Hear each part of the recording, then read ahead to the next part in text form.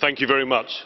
For every single one of this week's summit items, there is no simple answer, no simple soundbite, no one policy, no one council conclusion to solve all the crises facing Europe.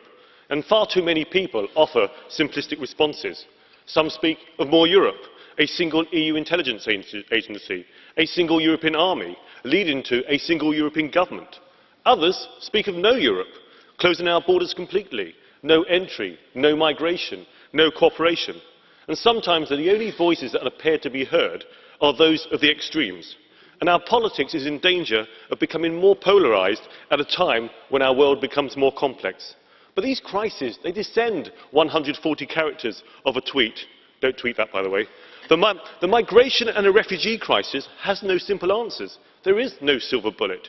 It must be tackled at source, and we must work our way to a political solution in Syria, however slowly and however frustrating that is. But not everyone who is coming here is necessarily fleeing war, but understandably seeking a better life. But who can blame them? But we simply cannot offer everyone a home regardless of their personal circumstances.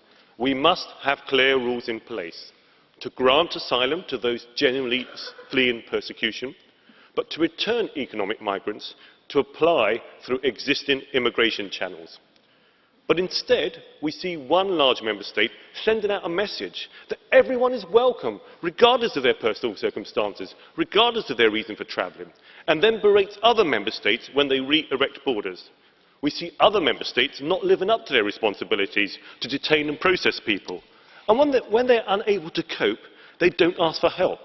So instead of all this, we see knee-jerk policies in the heat of a crisis, like a relocation scheme based on a simple idea, but never really rooted in reality, only helping 116 people to date, 160 people to date.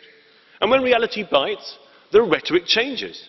So when Schengen states talk of re-erecting borders, we finally focus on strengthening the EU's external borders, with talk about a European border guard.